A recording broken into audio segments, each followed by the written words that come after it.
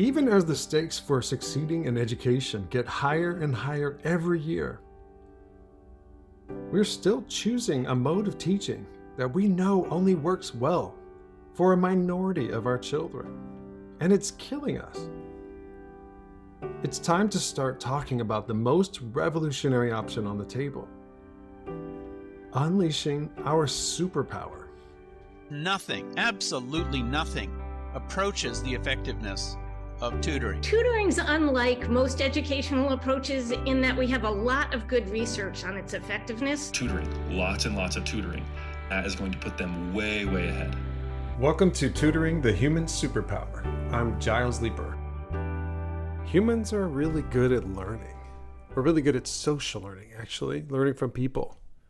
Our big brains would be big problems for us if we weren't able to fill them with useful skills and habits and values and knowledge. Our ability to learn so much is one of the main things that sets us apart from other animals. So why does schooling seem so hard? In reading, just 33% of fourth graders were proficient or above. 54% of American adults between the ages of 16 and 74 read below a sixth grade level. Only 26% of eighth graders were proficient or above in math. No matter what we do, the No Child Left Behind Act, charter schools, the Every Student Succeeds Act, testing kids more and more, nothing seems to really get better, not even the test scores. There's no clear evidence that our children today are any smarter than they were 50 years ago. Even the tiny gains we've seen among fourth and eighth graders disappear by the time those kids turn 17. So why is this so hard? One explanation I used to believe was that poverty and social inequality and the toxic stresses that those create are the main problem. And of course, it is true that those clearly are associated with poor schooling outcomes. But the story we're going to hear today tells us that there's a problem that's even deeper than that. And it can strike us all, no matter how privileged our socioeconomic status is. In fact, depending on how you look at it, the poor performance of children growing up in poverty might just be a more obvious symptom of this deeper and larger problem that affects us all. The problem is the delicate fragility of the whole classroom teaching system. There are just so many things that can go wrong with it, and they do go wrong. It doesn't have to be trauma or poverty to derail a child's education. Disaster can strike a child growing up in an upper middle class white neighborhood with two married parents who both have master's degrees. The big difference, as we'll see in the story, is the power that some people have more than others to respond when disaster strikes. Before I continue, I just want to acknowledge that as I talk about unleashing our superpower, I have not really addressed the elephant in the room. Money. The cost of tutoring. Having started and led 3 schools that are actually all still operating, I assure you that I am aware that we live in a real world with real financial limits.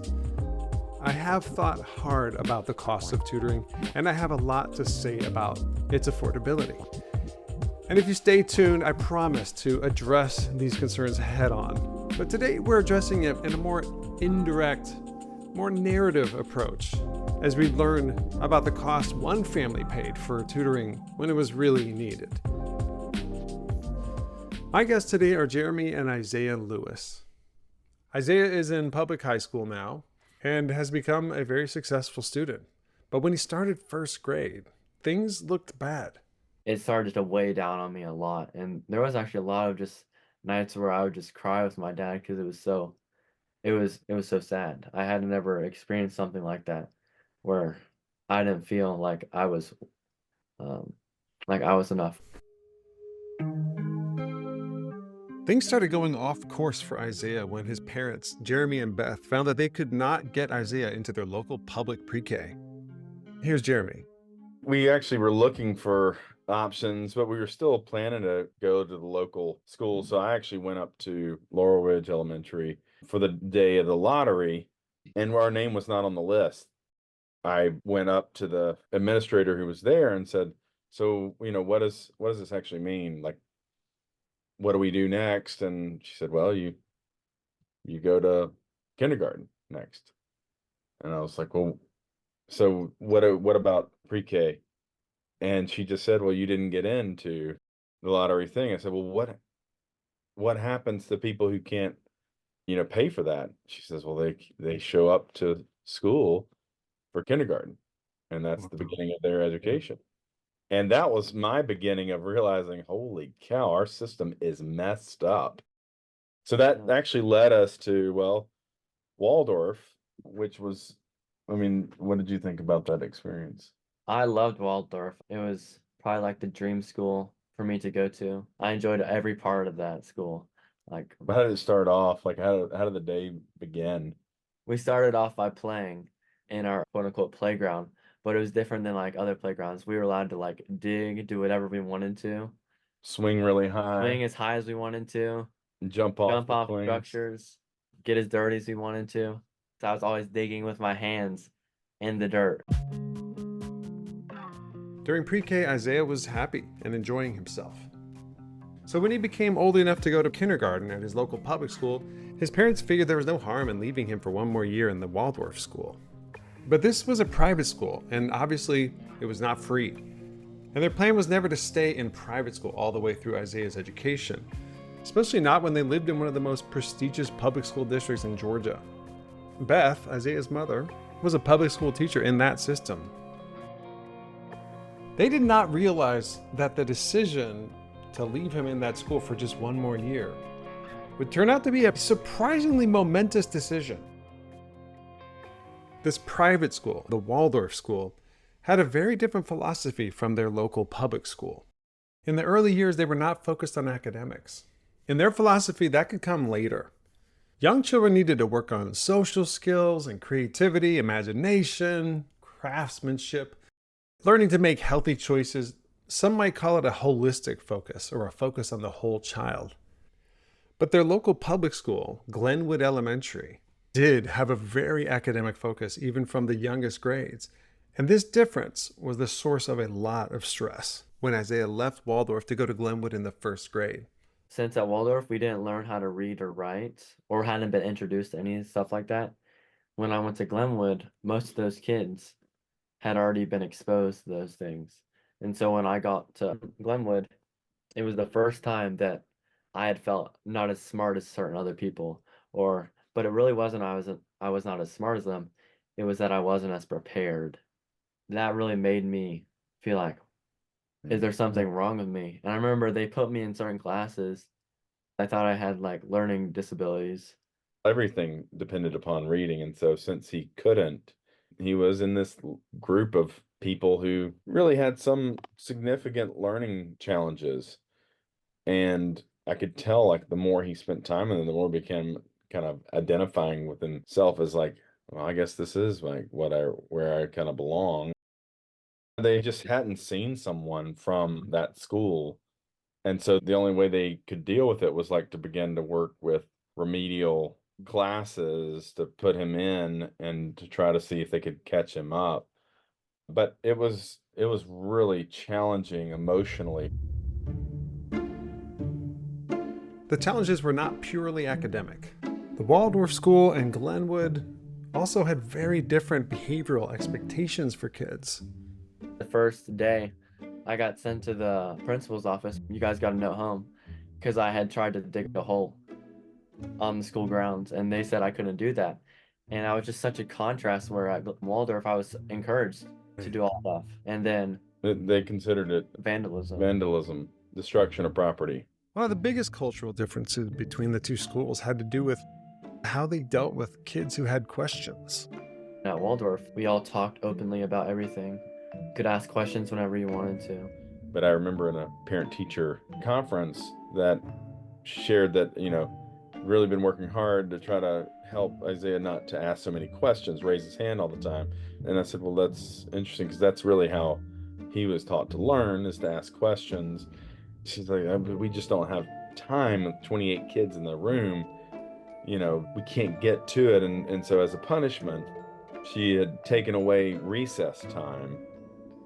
And she said, I just want us to be on the same page about this. And I said, well, I can tell you, I'm not at all on the same page about that decision, because that's the one time of day that he currently looks forward to. And so you've just removed the only thing that he is enjoying. And so I would imagine the behavior is going to get worse.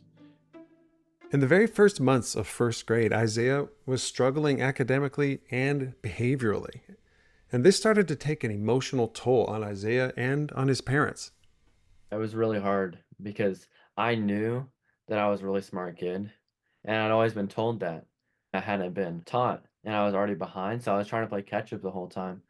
And by being put in those separate classes and being told like, oh, you need to do the separate thing, or no, you can't do this because you don't know how to do it yet, that really just, it started to weigh down on me a lot. And there was actually a lot of just nights where I would just cry with my dad because it was so sad. I had never experienced something like that where I didn't feel um like I was enough, or I was smart enough, accepted. Yeah, it was a very challenging time. The nighttime ritual of thinking and listening through it and trying to process it, and so that anger didn't emerge as a physical manifestation in the classroom was exhausting, because it was daily. It was not, Yeah. Every day. it was every day. It was like for 30 to 30 minutes an hour, probably. I had always looked forward to going to school, and now I look forward to going to school. But this one experience was at the time that I did not enjoy going to school. We had no idea the difference that Waldorf, like taking a couple years at that school, would do in terms of changing the way that you understand the system that you're in. With Isaiah struggling so much, naturally his parents reached out to his teachers for conferences. At one point, a teacher did mention that like this system was probably not gonna, like, it wasn't gonna be a good fit for Isaiah, because they knew that he was smart, but like they didn't have a great way of dealing with someone who came there, who was capable but had not developed reading skills. And so, I think that also took some courage for that person to say that. They kind of probably had a plan, but he wasn't the top priority, which is also understandable. Lots of kids in a school, but he's my top priority. The situation became so stressful and worrisome for Isaiah and his family that Jeremy decided to take drastic measures. It didn't end up working out for us to stay in the school that year. And so around Thanksgiving is when I took him out of school to homeschool. There was a moment of clarity of like, I can do this and I can make it happen. I was working full time. You ended up actually resigning, right? Yeah, as the executive director at that moment. And I just knew like he needed that and he needed us to do something. And it was either now or never. Late November of that tough year, Jeremy decided to quit his job as an executive director of a nonprofit in order to dedicate all of his energy to homeschooling Isaiah. Beth was still working as a teacher, so they had some income. However, it was financially a huge change in our household economics. Jeremy decided it was worth it. It was worth quitting his job and putting his career on hold while he concentrated entirely on his son's education. But was it really now or never? Did he really need to do something? Some listeners may feel like it's important for children to face adversity. Making it through tough times will make them stronger in the long run. Kids not liking school is pretty normal. And not every kid who's struggling gets pulled out of school and homeschooled full-time by their father. Jeremy sensed that a lot was at stake for his son, but maybe he was just being overprotective.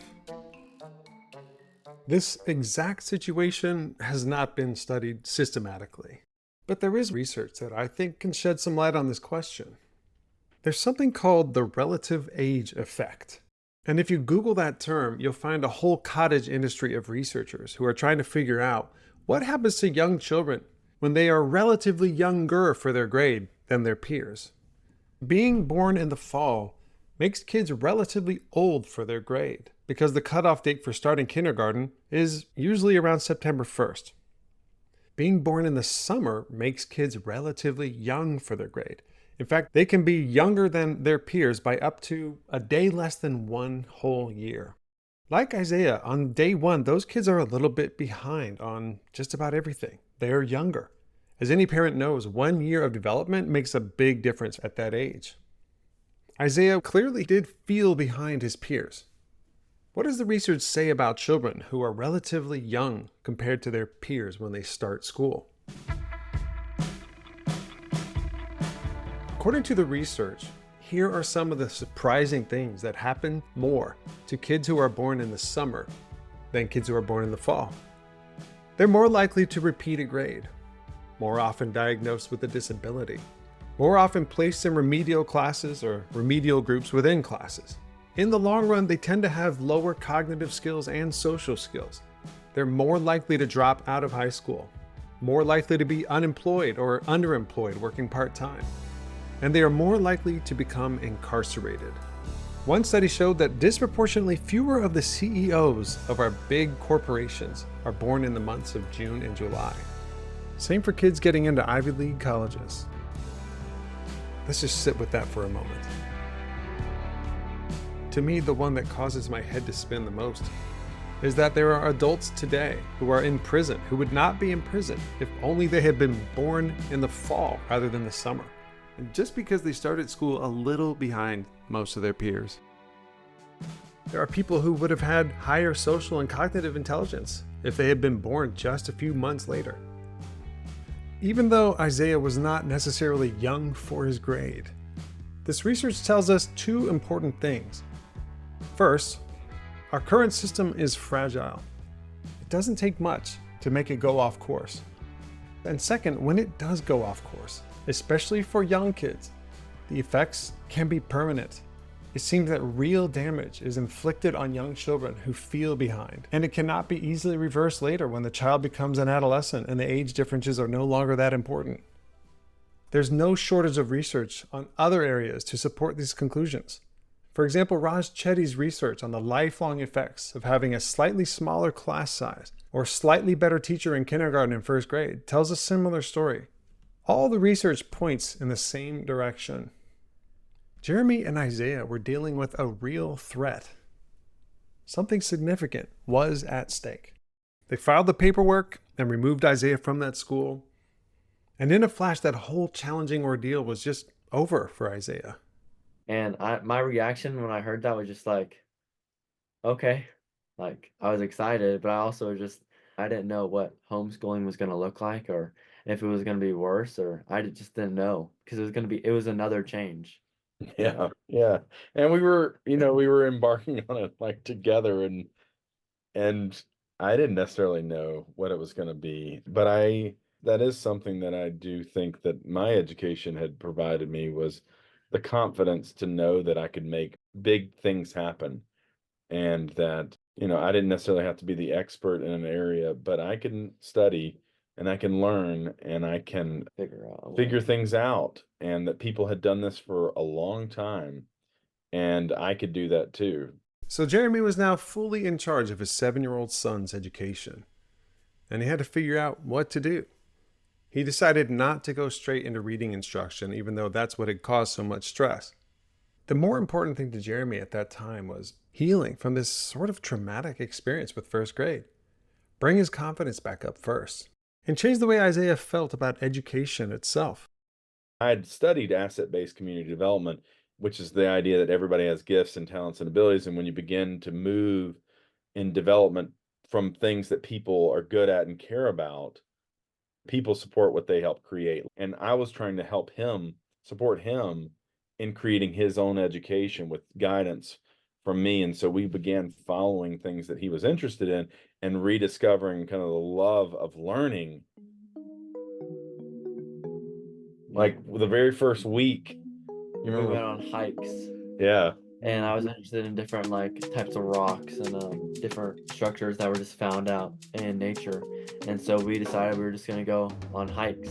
We took some books about different species of plants and things and trees, and we went out and identified them. Like, I actually got to decide what we learned about, and it was a lot of fun. A little bit of that, oh, I'm excited to go and learn, started coming back.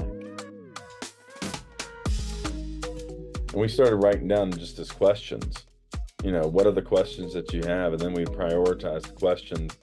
There might be a science-related thing or English or history, but a lot of it was just following that question. And what's the next question?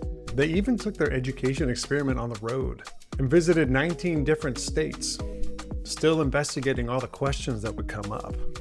Isaiah began to understand that there's a big difference between schooling and education. That nightly ritual of processing feelings of sadness and frustration, crying, done. Finished. Instead, Isaiah was growing a sense of curiosity and confidence in himself as a learner. After his confidence was back up, then we began to start tackling more of like, how do we actually begin to build a foundation for reading? Yeah. And what are the ways in which people have learned to read, and which one do we want to go with?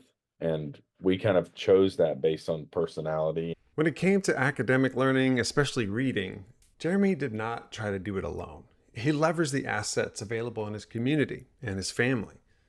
He got a lot of coaching from a good friend of the family named Barbara Antonopoulos, who had homeschooled her own 2 kids. Jeremy's mother, Sandra Lewis, was a reading specialist with decades of teaching experience, and she guided Jeremy as well and even tutored Isaiah herself once a week. Also, there was a church called St. Nicholas that was offering classes to kids in groups of 5 or 6. Taking those classes allowed Isaiah to experience learning with other kids again, but in a safer space where he would not be made to feel behind. And so for 2nd grade, Isaiah hit the ground running.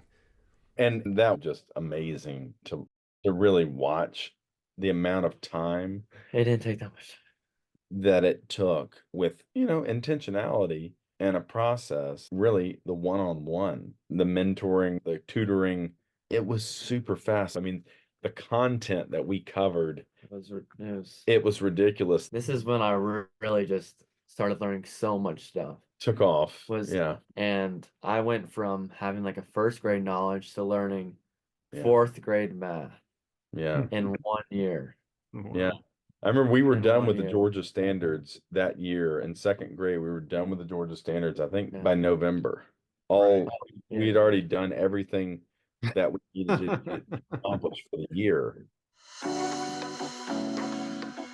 My mind was blown, really, that was possible. What would it be like if we actually did this in not a stressful way with kids? There's all kinds of possibility of things that people could be learning. I mean, I became a huge advocate that if he just had the opportunity to have a tutor or have someone who cared about you, these gains could happen. And I think the biggest part with that, though, is the student-teacher ratio. Is because at Glenwood, there was like 1 teacher for 25 kids. We had a para, 1 and a para, so two adults and 28. Yeah, but at St. Nicholas, the max number of kids was like 5. And then when I was with him, it was 1-on-1. With that ability, I was able to ask questions whenever I wanted to and just learn rapidly. And that's when my confidence started to grow. I was like, it was so different than my Glenwood experience where I was told like, you aren't smart enough, to where I was like, oh wow, I do know these things. I can learn, and I am a good student.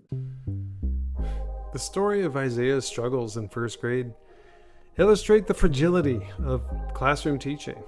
Like I said, it's a delicate system where so many things can go wrong with it. And the story of Isaiah's experience with homeschooling illustrates something else: the resilience of tutoring. There's nothing normal or natural about the anguish that Isaiah was feeling just for being a bit different from his peers, who had attended the same school system for a bit longer than he had. We know this because his anguish disappeared the moment his family created a tutoring-based education for him. And we also know it from thousands of other stories of tutored children. One of the more famous ones is Helen Keller, who was famously deaf and blind. It's well known in modern America that being behind in second grade, which of course most second graders actually are behind, is a pretty good indicator that a child will never read on grade level. But not for Helen Keller. It's hard to imagine somebody who was more behind than Helen Keller was as a 7-year-old. She couldn't even speak. She had no oral language, which is supposed to be the foundation of all reading, according to the science of reading experts. Also, her behavior was disastrous. She was so frustrated and out of control that her uncle recommended to her parents that they just put her away in an institution for the insane and forget about her. But they didn't. Instead, they did the very best thing they could have done. They hired her a tutor, Anne Sullivan. Anne Sullivan started out trying to teach using the state-of-the-art teaching methods of that era, the methods that had been recommended for her by education experts. But they just didn't work. They enraged Helen even more. So, Anne adapted. Like Jeremy and Isaiah, they just went out on hikes together. They played games in the garden. Like Jeremy, Anne took the focus off of learning and focused on building a bond instead, learning more about Helen, discovering her interests. That was when the breakthroughs started to happen. And just like Isaiah, when the conditions were right for real teaching and learning to happen, watch out. With her tutor's support and her newfound love of learning, like Isaiah, Helen was able to quickly make up for all that lost time. With Anne Sullivan's continuous support, she made it through high school and college on her own timetable, not on some standardized schedule for when kids are supposed to go to high school and college. She did it on her own time and she crushed it. With Anne Sullivan by her side, Helen went from being one of the most behind second graders you can imagine to being one of the most educated people of her entire generation. Tutoring is just more resilient than classroom teaching because it's so flexible. When something isn't working, tutors can see it and adapt. There's no need for a tutored child to feel behind. That whole concept of being academically or behaviorally behind, it's just a modern invention. It comes from the challenges of teaching a whole class all at once. You kind of have to have standards. But outside of those pressures, it's actually very normal for kids to develop at different rates. Being below your peers in first grade or being a behavioral misfit doesn't say anything about a child's long-run potential. But it can cause trouble for teachers when they need kids to be a certain way to make the whole system work. Educators don't want to make kids feel behind, but they need to make their classrooms work. And for that system to work, there are certain academic and behavioral requirements kids need to meet. When I was a school leader, I dealt with many kids like Isaiah and Helen Keller who were feeling sad and frustrated. They lashed out too. But I could not tell their teachers to just adapt to the child. Take a while to just go out and relax and build trust and experiment, see what the child is curious about, play games. What would the rest of the class do? I couldn't say that. Our position was by necessity that the child needed to adapt. Since our system was only flexible to a very limited degree, it was the child and the family who were in the wrong. And so, those kids did not normally get to experience what Isaiah and Helen did, these exciting moments of rapid learning that filled them with confidence and curiosity and healed them.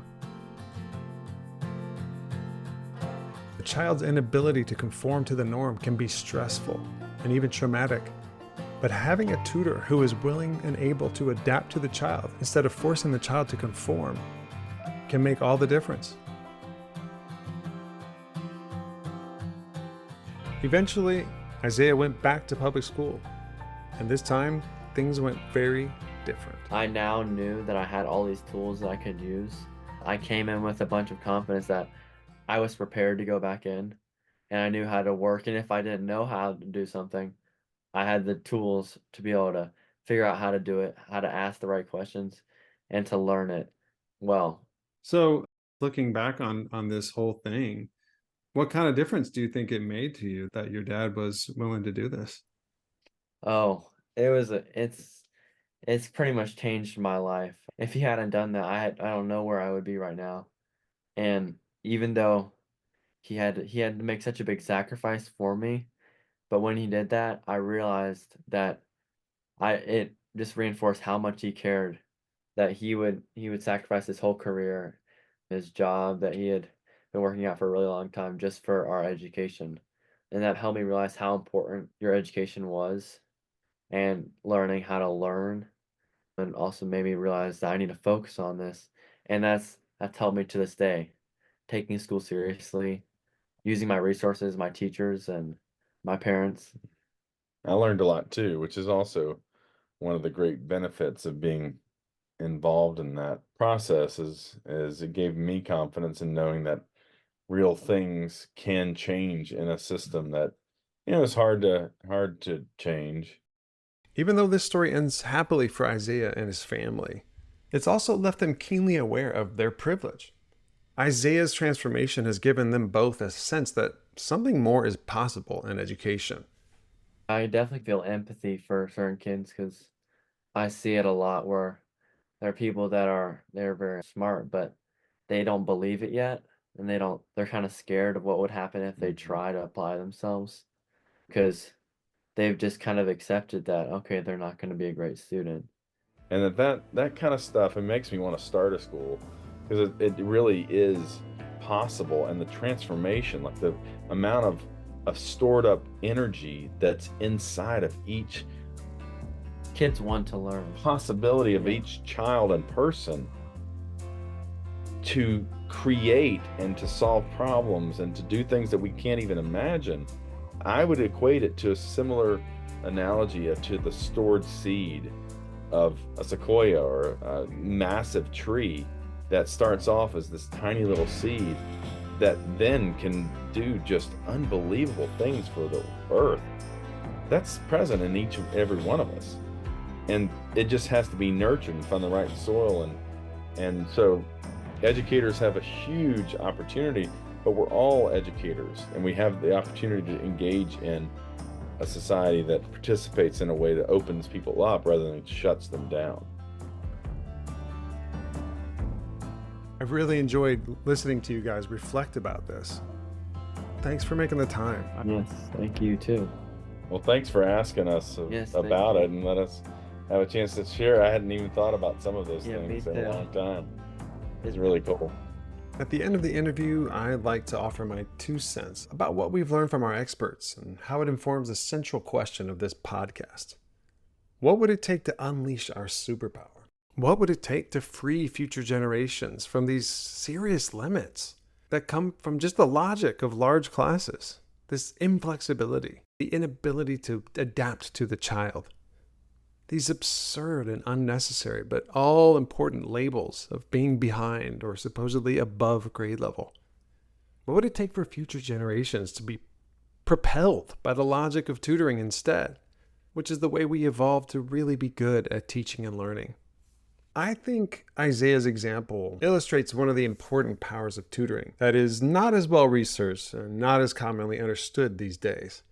The word tutor itself comes from the Latin word tuere, which doesn't mean to teach. It means to protect.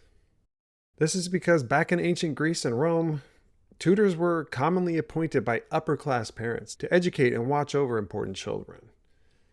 The story of Isaiah's education helps me to understand how the word for private teacher and the word for protector can become somewhat synonymous. As much gratitude as I feel towards the institution that we call school today, it concerns me that school is actually what Isaiah needed protection from.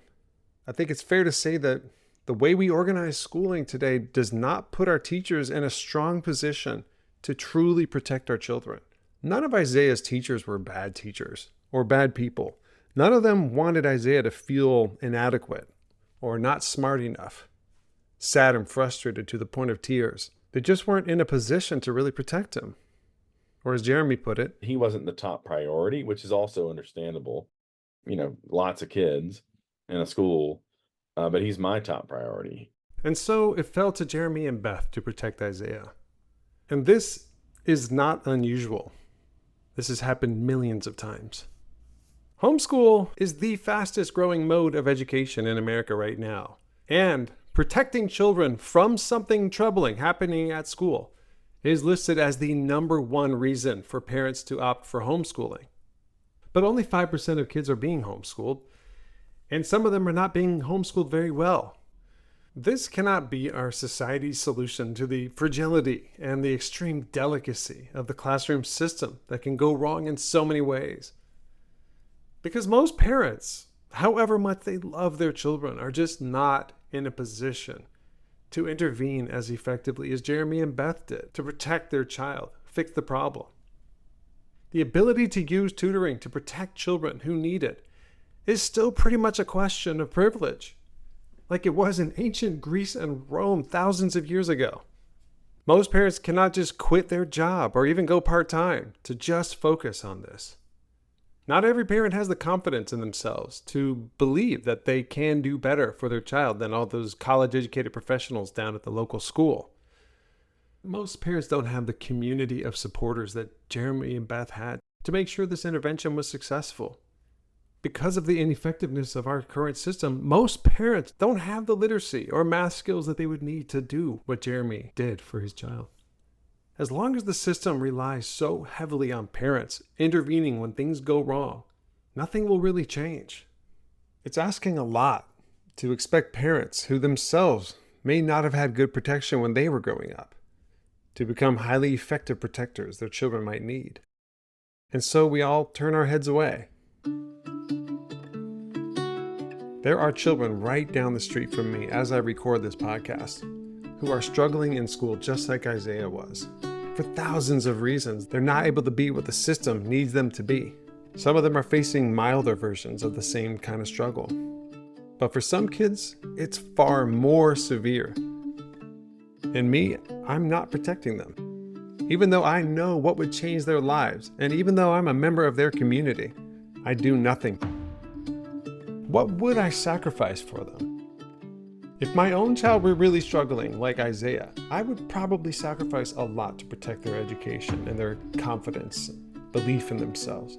Virtually all Americans love their own children, but too few of them love other people's children. What would I do for a child who is not my own child? Just like in the early 19th century and the early 20th century, we are being asked that question again. Education is not some hard, impossible project that we don't know how to solve. We know what would actually work, but it's expensive. So, what would it take for us to unleash our superpower? We will have to feel just as protective of all the children in our communities as Jeremy and Beth felt about Isaiah. We will have to be willing to sacrifice for other people's children once again. Sacrifice more for them than was ever sacrificed for us. Not sacrifice as much as Jeremy and Beth did. Still, a bit more than 4% of our money will have to go towards our community's schools if we want to give each child something truly life-changing. Tutoring instead. The resilient, not fragile mode of teaching. We will have to remember how to do something our ancestors did for us. People we never met, who we're not biologically related to, who were themselves poor and poorly educated by our standards, paid for the system that educated us. It's never been perfect, but it's a lot better than what they had. To unleash our superpower, we're just going to have to pay it forward. And that's my 2 cents. Do you have stories about not fitting the mold? Not able to be the person your school system expected you to be? Please don't hesitate to reach out and share your stories. Thanks for listening, and stay in touch.